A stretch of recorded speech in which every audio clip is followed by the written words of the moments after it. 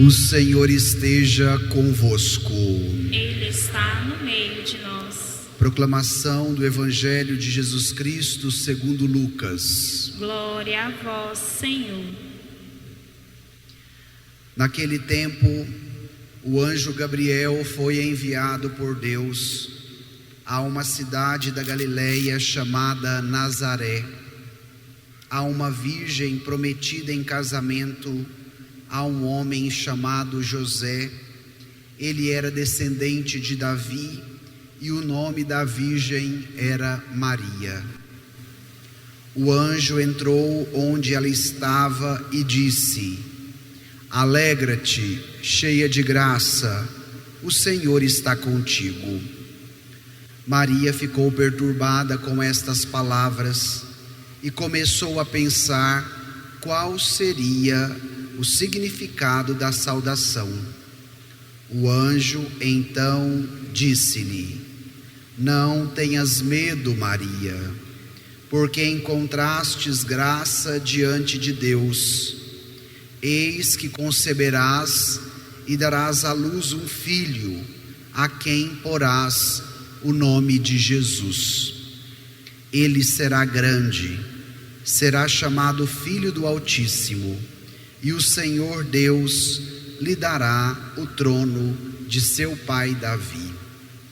Ele reinará para sempre sobre os descendentes de Jacó, e o seu reino não terá fim. Maria perguntou ao anjo: Como acontecerá isso, se eu não conheço homem algum? O anjo respondeu: O Espírito virá sobre ti, e o poder do Altíssimo te cobrirá com sua sombra. Por isso, o menino que vai nascer será chamado Santo, Filho de Deus. Também Isabel, tua parenta, concebeu um filho na velhice. Este já é o 6º mês daquela que era considerada estéril, porque para Deus nada é impossível. Maria então disse: Eis aqui a serva do Senhor, faça-se em mim segundo a tua palavra. E o anjo retirou-se. Palavra da salvação. Glória a vós, Senhor. Ó Senhor, eu cantarei eternamente o vosso amor. Irmãos e irmãs, hoje pela manhã celebramos o 4º domingo do Advento, coroando esta jornada que realizamos desde o início do ano litúrgico.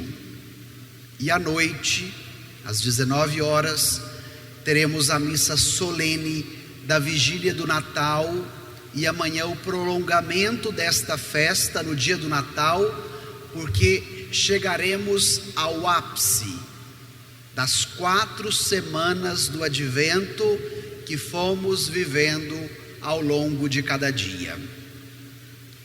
E o último evangelho, ou seja, do 4º domingo do Advento, nos apresenta uma figura que já nos é muito conhecida, a figura de Maria. E um dos trechos mais belos do Novo Testamento, pois nos aponta o anúncio do anjo, que ela foi a escolhida para ser a mãe de Jesus, o Salvador da humanidade. Só com o texto de hoje, nós gastaríamos várias horas para aprofundar naquilo que ele tem da sua teologia. O tempo não nos permitindo, eu gostaria de tomar alguns elementos que considero importante da palavra de Deus para a nossa vida. Então nós vamos precisar do texto. Se você tem o folheto em mãos, eu te convido a tomar os versículos 26 e 27 do Evangelho de hoje, Lucas 1. Encontraram? Vamos ler juntos? Naquele tempo, o anjo Gabriel foi enviado por Deus a uma cidade da Galileia chamada Nazaré, a uma virgem prometida em casamento a um homem chamado José. Ele era descendente de Davi e o nome da virgem era Maria. o escritor sagrado, no caso vigente, Lucas, é muito atencioso com o leitor, que somos nós. Então, os 2 primeiros versículos nos apresentam o local, os personagens e já nos aponta para o acontecimento. Por isso, o anjo Gabriel foi enviado por Deus. Não é um anjo qualquer, é um arcanjo. Logo, a mensagem que ele anunciaria era uma mensagem muito importante. E onde que isso aconteceu? Num pequeno vilarejo, minha gente, da Galileia. A Galileia é a parte mais baixa de Israel, que está nas imediações do Mar da Galileia. E Jerusalém, a capital política e religiosa, está na parte mais alta. Então, o lugar que Deus escolhe a virgem, que seria a mãe do seu filho, é um lugar insignificante para a geografia do seu tempo. Porque o modo de Deus agir é diferente do nosso.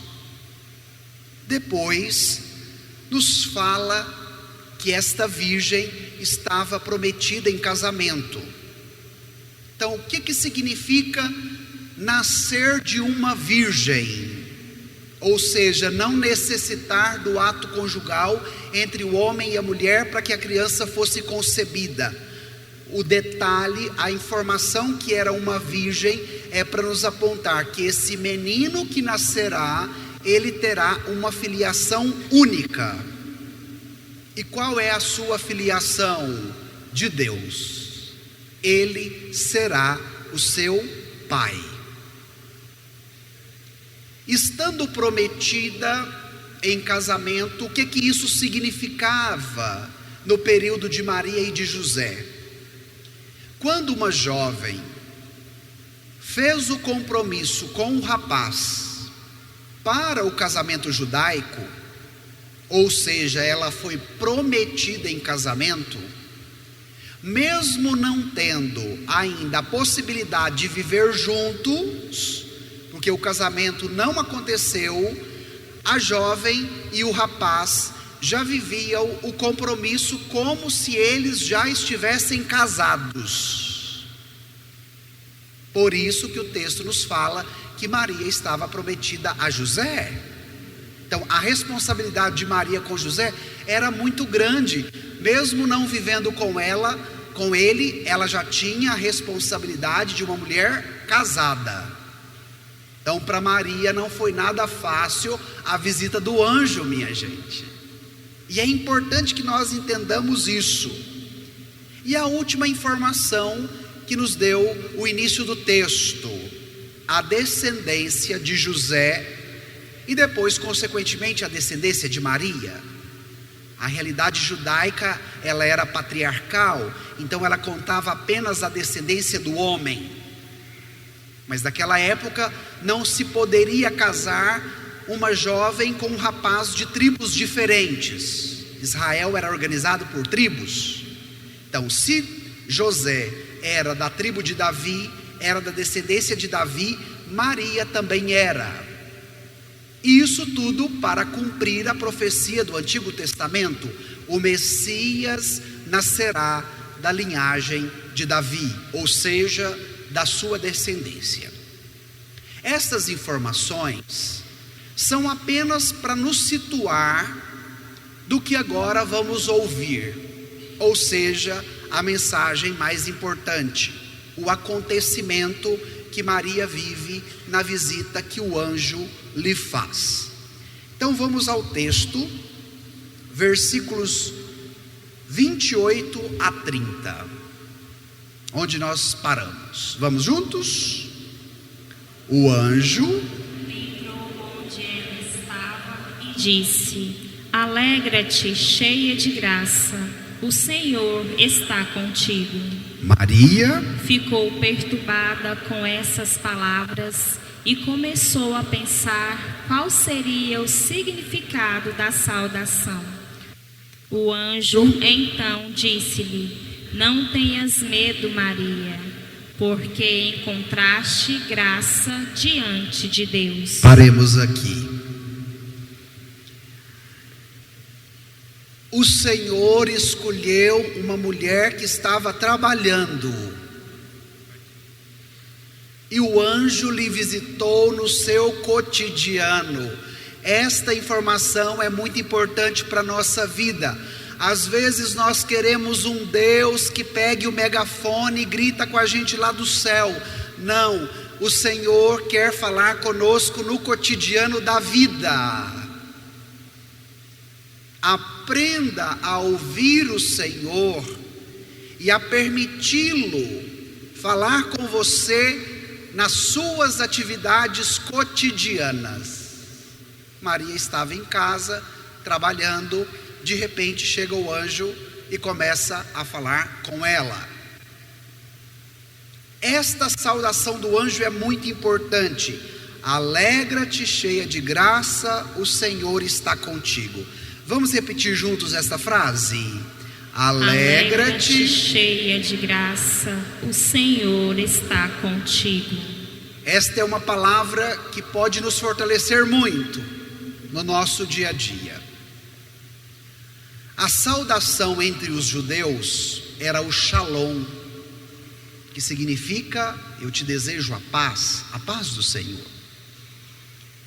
Mas o anjo não saúda Maria com o shalom, o anjo a saúda com o kairé, do grego alegra-te. E o que isso significa? A alegria messiânica de conhecer a Deus. O Messias virá para salvar a humanidade. A forma como Deus encontrou, elas não resistiriam, como lá no Êxodo, a sarça ardente. Agora esse Deus se faz menino, assume a nossa condição humana e um rosto semelhante a nós. Para quê? Para que nós conheçamos, reside a alegria do cristão. A alegria do seu Natal não pode ser apenas o presente, a comida, a roupa, a festa, mas a alegria do seu Natal precisa ser você conhecer verdadeiramente. Para te diz, alegra-te. Depois, o anjo continua: cheia de graça. Na tradução mais perto do original, que foi escrito em grego, nós encontramos, em vez de dizer cheia de graça, tu que tens o favor de Deus. Ou seja, aquela escolhida recebe o favor de Deus, por isso ela se torna cheia de graça. Mas ao mesmo tempo ela se abre a esta alegria, fazendo também um favor a Deus, gerando no seu ventre o seu filho. Esta é uma via de mão dupla. Ela é cheia de graça porque ela tem o favor de Deus, mas ela também retribui o que ela recebe como dom, como presente. E esse, meu irmão, minha irmã, deve ser também o convite para você nesse quarto domingo do Advento. Esteja disponível a receber o favor de Deus na sua vida, mas seja generoso, generosa em retribuir esse favor de Deus também para Ele. E se você experimentar este movimento como Maria, uma declaração de amor que se tem nessa saudação do anjo: as vocações, principalmente dos apóstolos, nós encontramos este termo: o Senhor está contigo. E o que isso significa? Que toda a ação a ser realizada, ela está sobre o protagonismo do Senhor. A ação é dele, é ele que chama, é ele que concebe, é ele que dá a vida. Ele é o protagonista por excelência da ação. E aí Maria foi entendendo que mesmo em meio às suas dificuldades, em meio às suas incompreensões, ela não estaria sozinha. O Senhor está contigo. Então todos os dias, quando alguma realidade quiser te confundir, principalmente na vivência da fé, repita em voz alta, para que o Senhor te ouça e para que você também se ouça: o Senhor está contigo, falando para você e tomando posse do que você está dizendo. Logo após saudar Maria, nos disse o texto que ela ficou perturbada, que ela queria saber qual o significado da saudação do anjo. Eu gosto muito da explicação da patrística, que vai nos dizer o seguinte: a perturbação de Maria aqui não era porque ela não estava acreditando no que estava acontecendo, mas a perturbação de Maria consistia no desejo que ela tinha de compreender melhor o chamado, para que ela pudesse viver com mais intensidade. Olha que belo. Então a perturbação de Maria era como que ela perguntando para o anjo: me ajude a entender isso direito, porque eu quero viver com muita intensidade o que hoje eu estou recebendo de presente. Aí vem a ponderação do anjo. O anjo diz para Maria: não tenhas medo, Maria. Nós vamos fazer o seguinte exercício. Onde está o nome de Maria? Nós vamos ler essa frase novamente: não tenhas medo, Maria. E onde está o nome de Maria, você vai colocar o seu nome. Vamos lá fazer esse exercício? Pegue aí no versículo 30, não tenhas medo, Maria. Onde está Maria, você vai ler o seu nome. Vamos juntos? Não tenhas medo, Padre Max. Toda vez que você tiver com medo, o que você vai dizer? Não tenhas. E por que o anjo diz para Maria não ter medo? Porque encontrastes graça diante de Deus. Se você encontrar graça diante de Deus, você pode até sentir medo, mas o medo não vai te dominar. O remédio que dissipa o medo, o que é capaz de mandar o medo embora da sua vida, é encontrar graça diante de Deus. Porque aonde a graça chega, o medo não fica. Então, medo todos nós sentimos. Maria também sentiu. Você tem duas opções: ou ser refém do seu medo e deixar com que ele te comande, com que ele te domine, ou você tem a opção de mandar esse medo embora. E agora, meu irmão, minha irmã, uma boa notícia para você: em vez de ser refém do medo, esteja debaixo da graça de Deus, porque encontrastes graça diante de Deus. Depois de abrir os olhos de Maria, o anjo dá a boa notícia: porque você conceberás e darás à luz um filho, a quem porás o nome de Jesus. No Antigo Testamento, todas as pessoas chamadas, o nome que lhes era dado dizia respeito à sua missão. Nos 2 últimos domingos nós estávamos com quem? Com João. E o nome João significava Deus ajuda. Então esta era a missão de João, ajudar o povo no caminho de conversão, para que eles pudessem ser ajudados por Deus. E agora no evangelho de hoje, Jesus, o nome do menino que vai nascer e que vamos celebrar à noite. Do hebraico Yeshua, que significa Deus salva. Então, se alguém te perguntar qual o significado do nome de Jesus, o que é que você vai responder? Deus. Então, todo mundo tem que saber o significado do nome de Jesus. Deus salva. Qual era a missão do menino que nasceria do ventre de Maria? Salvar a humanidade. Por isso que o anjo lhe diz. Agora vem alguns atributos deste menino. Pegue aí novamente o seu folheto, os versículos 32 e 33. Vamos ver quais são os atributos desse menino? Vamos ler juntos? Ele será grande, será chamado Filho do Altíssimo. O Senhor Deus lhe dará o trono de seu pai Davi. Ele reinará para sempre sobre os descendentes de Jacó, e o seu reino não terá fim. É belíssima esta parte da Escritura.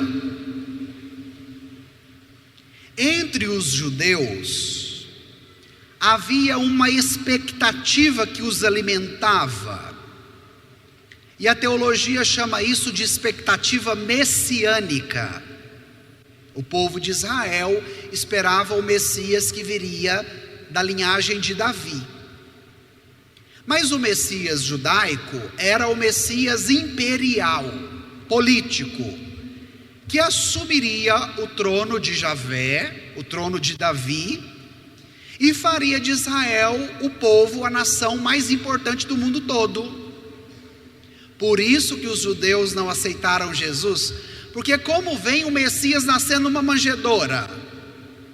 Como vem um Messias pobre que escolhe uma mulher de uma aldeia pequena do interior de Israel, chamada Nazaré, para ser a mãe do seu filho? Não, esse não é o Messias que nós esperamos. E pode ser que você, como os judeus, também dana muito com Jesus, dizendo: está errado, não é isso que eu estou esperando, não é isso que eu pedi para o meu Natal. E de repente até não o acolhe no coração. Mas diante desta perspectiva messiânica, o anjo é direto e objetivo. Quais são os atributos deste menino que vai chamar Jesus? Ele será grande. Então, na Escritura, o que significa ser grande? Não é apenas do tamanho, como a gente diz no Goiás, nasceu um menino graúdo. Não é apenas do tamanho. Mas este grande significa ser absoluto. E por que isso? Porque ele é filho do Altíssimo. O que significa ser filho do Altíssimo? Significa que ele é Deus. Ele é absoluto, grande. E ele é filho do Altíssimo, logo ele é Deus. Então vai receber como herança o trono de Davi. O Messias viria da linhagem de Davi. E este reino não terá fim. Lendo esta semana um texto muito belo sobre esse evangelho, o autor dizia que quando a Escritura nos aponta que o reino de Jesus não terá fim, ele supera toda religião nacionalista, que reduz a perspectiva apenas no aqui e no agora, e nos abre para uma realidade muito maior, que é a realidade da transcendência. Não queira viver um modo de vida, meu irmão. Não queira viver uma prática religiosa que te reduza apenas nas coisas do aqui e do agora,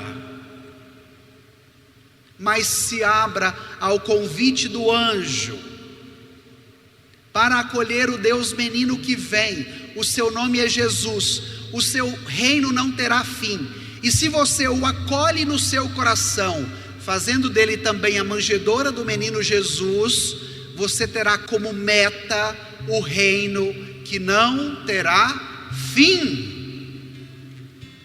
Olha como esta palavra é animadora e abre os nossos horizontes, principalmente para contemplarmos uma perspectiva de esperança. Agora vem a pergunta de Maria. Nós vimos lá no início que ela estava prometida a José, ela era virgem, ou seja, não tinha tido relação sexual. Então, como é que uma criança nasce, anjo Gabriel? Desse jeito. Tem uma novidade. Mesmo estando prometida, tinha o comprometimento jurídico, mas ainda não estavam na mesma casa, não tinham se casado de fato. Não há problema a gente perguntar para o Senhor quando a gente não entende. Maria pergunta, e não há problemas perguntar. Mas aonde reside o problema, Padre? É quando a minha dúvida prevalece diante da resposta do Senhor. Nós vamos ver que Maria escuta a resposta do Senhor pela boca do anjo, e ela vai ser dócil, ela vai acolher, ela vai dar o sim dela. E às vezes a gente faz o contrário. O Senhor fica falando e a gente continua duvidando. Então aprenda com Maria quando você passar por alguma dúvida, mas aprenda com Maria também superar a dúvida. Então ela pergunta: como tudo isso acontecerá se eu ainda não conheço homem algum? Vamos à resposta do anjo. Pegue aí no final do texto os versículos 35 e 36. Vamos ler juntos? O anjo respondeu: o Espírito virá sobre ti, e o poder do Altíssimo te cobrirá com sua sombra. Por isso, o menino que vai nascer será chamado Santo, Filho de Deus. Também Isabel, tua parenta, concebeu um filho na velhice. Este já é o 6º mês daquela que era considerada estéril. Porque para Deus nada é impossível. Porque para Deus nada é impossível. Precisa ter fé para se permitir viver o que é de Deus, porque Ele quebra o protocolo, Ele muda o jeito de agir referente ao nosso jeito. E o anjo vai lhe dar uma bela catequese diante da sua pergunta, dizendo em primeiro lugar: o Espírito Santo virá sobre ti. O que isso significa? A obra criadora de Deus, o ruá, o sopro, o Espírito, que acompanhava desde a criação. Quando o homem e a mulher são criados, nos diz o livro do Gênesis, então lhe é soprado na narina o sopro da vida, e o homem se tornou vivente.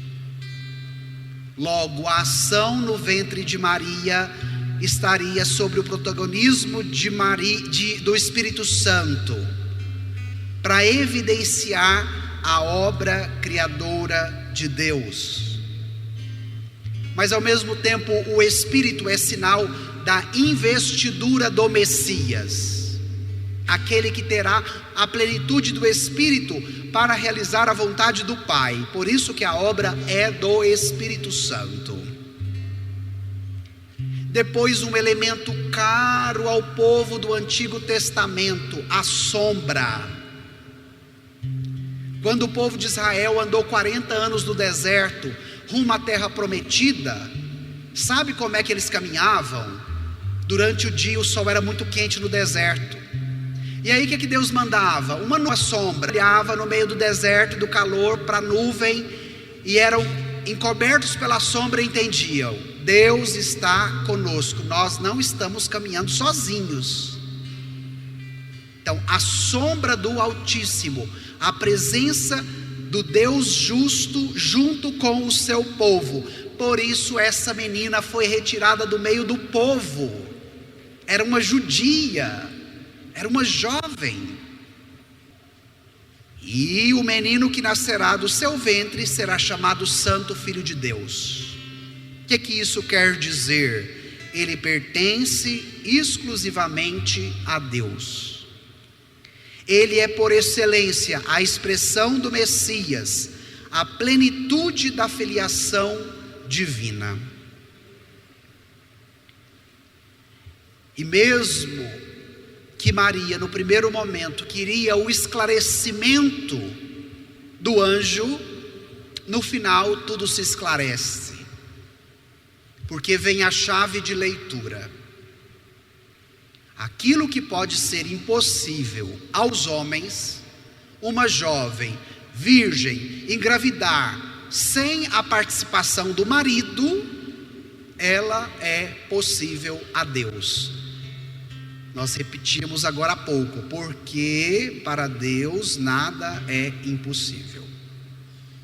A atitude de fé de Maria lhe abriu um horizonte para acreditar numa situação que lhe fugia do controle, que lhe fugia até mesmo da sua concepção, da sua razão, mas ela foi capaz de acreditar no impossível de Deus. E esse também é o convite para você. Mais do que você ficar refém das suas dúvidas, mais do que você ficar escravo delas, se abra ao impossível de Deus. Esse foi o movimento de Maria. Ela se abriu à ação do Espírito Santo, que a cobriu com sua sombra, que a tomou por inteira, que concebeu Jesus no seu ventre. Agora nós vamos encerrar com o último versículo. Pegue aí, 38.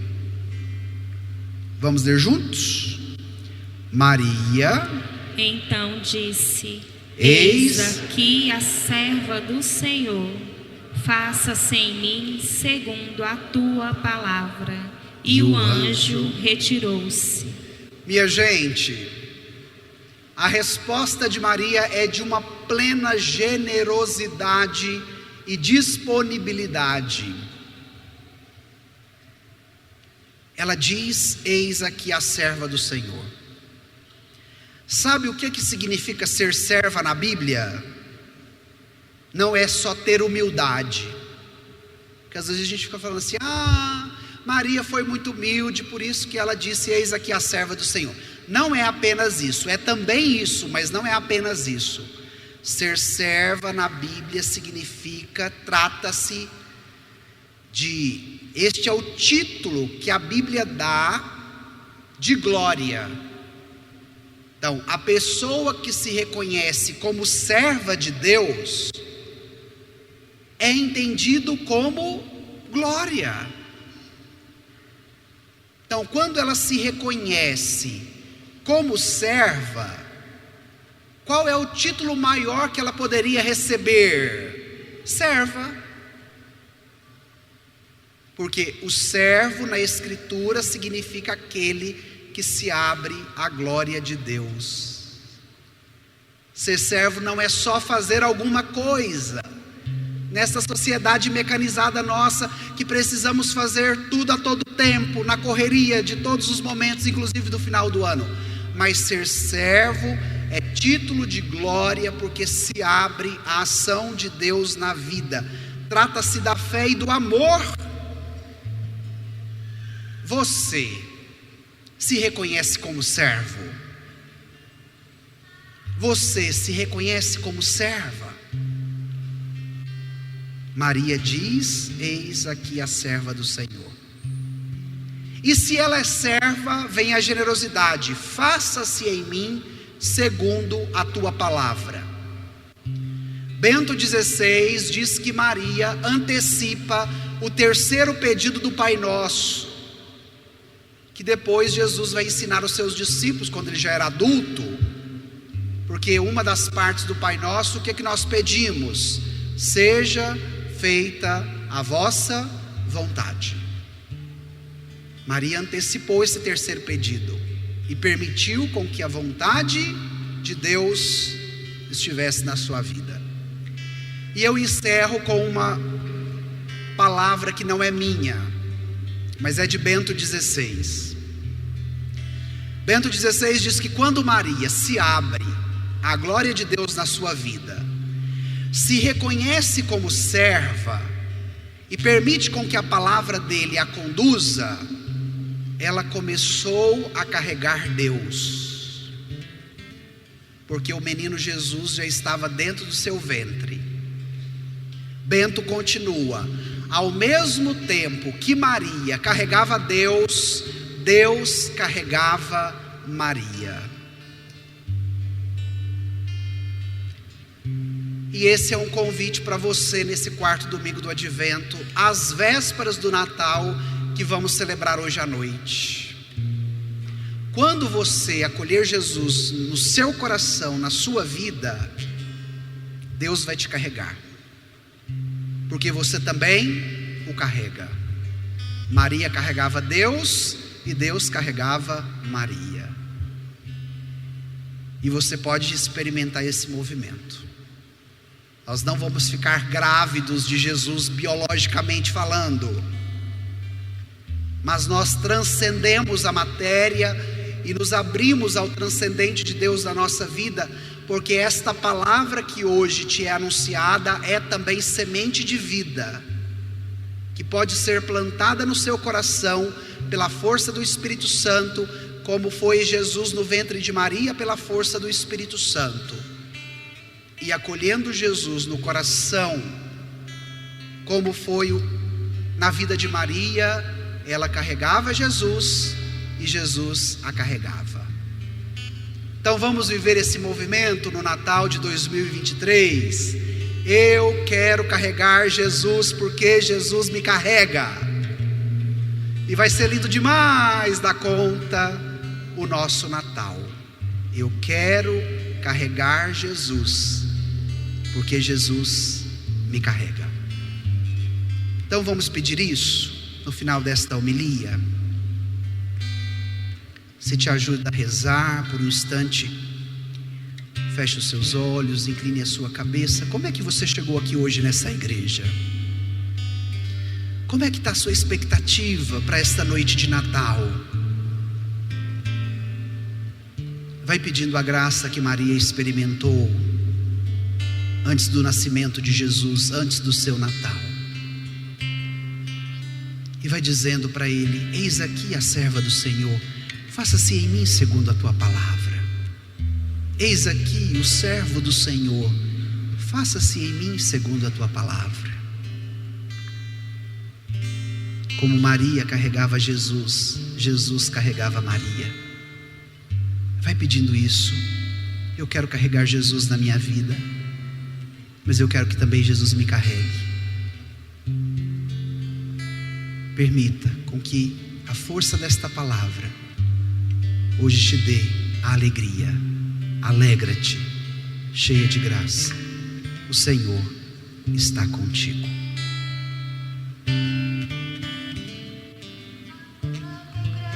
Está diante de ti, e o céu inteiro espera por teu sim. Não temas, doce anjo do Senhor, escuta o que agora eu vou falar. Sorri, vai ao céu anunciar. Salvador. Ave Maria, quanta alegria, o céu se encheu de luz, pois vai nascer Jesus. Santa Maria,